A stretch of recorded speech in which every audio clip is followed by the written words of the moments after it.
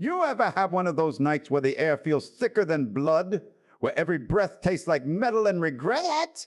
That was December 17, 1990. I was 29 years old, living in a fifth-floor walk-up in Williamsburg before Williamsburg was a brand. The radiator hissed like it was pissed at me personally. I remember the exact smell, burnt dust, cheap ramen, and the ghost of the clove cigarettes. My girlfriend, Lena, used to smoke when she was stressed. She wasn't smoking that night.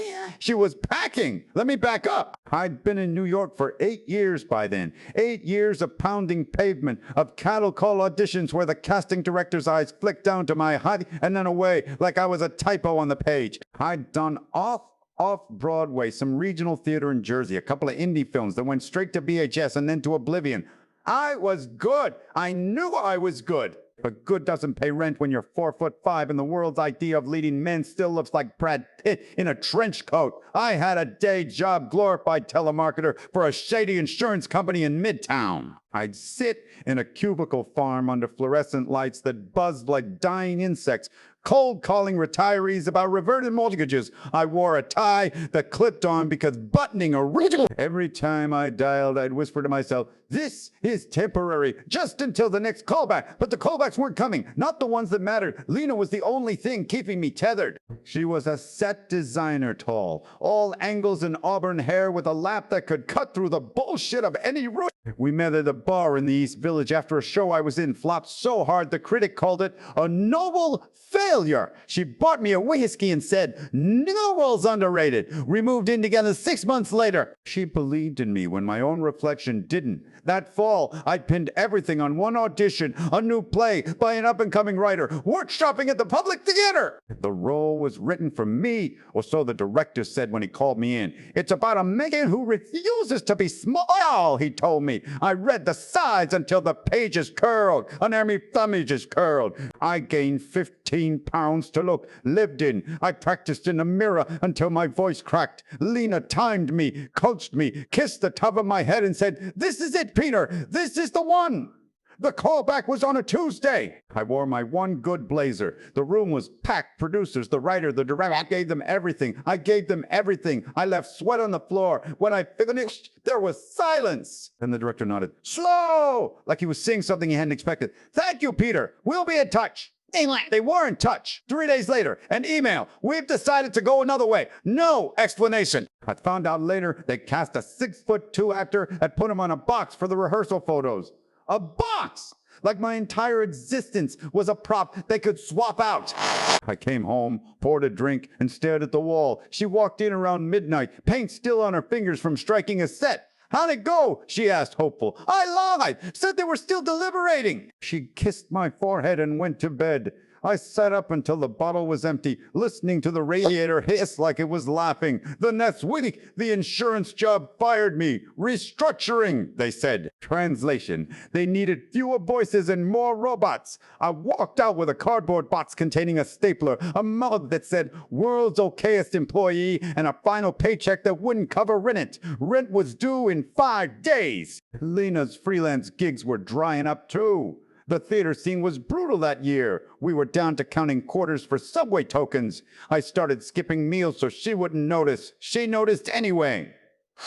My oldest friend from college, Marcus, we'd been roommates at Bennington back when I thought acting was about truth and not about height requirements. Marcus had mentioned it, real money, an agent, a recurring role on a soap. He'd been throwing me bones, a day player here, a voiceover there, nothing big, but enough to keep the lights on. I owed him more than money. I owed him the version of myself that still believed. I called him the day after the firing. "Hey, man, any chance you hear of something? Anything?" He hesitated. "I heard it, the half-beat that tells you everything. Peter, I gotta be honest. My agent says you're a liability. The dwarf thing. They're afraid of the optics. Optics. Like I was a PR problem." I laughed, because what else could I do? Right.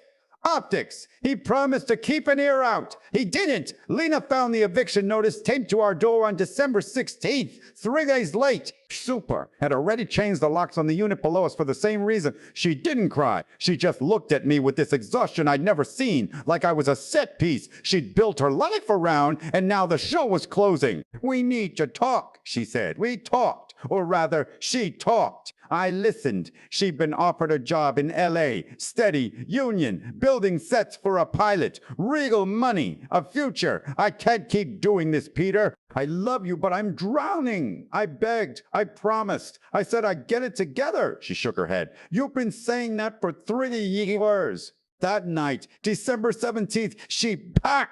I watched her fold her life into 2 duffels in a cardboard box. The radiator hissed. The clothes smell was gone. She kissed my cheek, dry, like a period at the end of a sentence. Take care of yourself, she said. The door closed. The lock clicked. I stood there in the middle of the living room, surrounded by the ghosts of takeout containers and unpaid bills, and felt the floor drop out from under me. I don't remember much after that. I know I drank. I know I wore.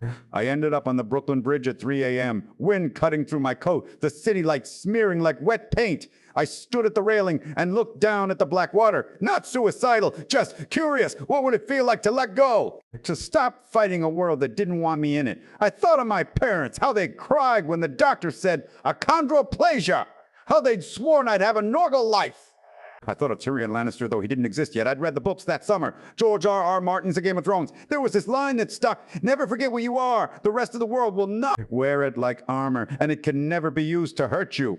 I'd laughed when I read it. Armor! I was naked! But standing there on the bridge, freezing, I whispered it to myself over and over, like a prayer or a curse. I don't know why. Maybe stubbornness, maybe cowardice. I walked home as the sky turned the color of a bruise. The apartment was empty. Her key was on the table, next to a note. I leg a ringani. Use it to start over. $53. I laughed until I cried. The next morning, I woke up on the floor. My mouth tasted like ash. The radiator had gone cold. Stared at the ceiling crack that looked like a lighting bolt and made a decision, not a grand one. Not a movie moment, just this. I was done being the guy who waited for permission. I showered, first time in days.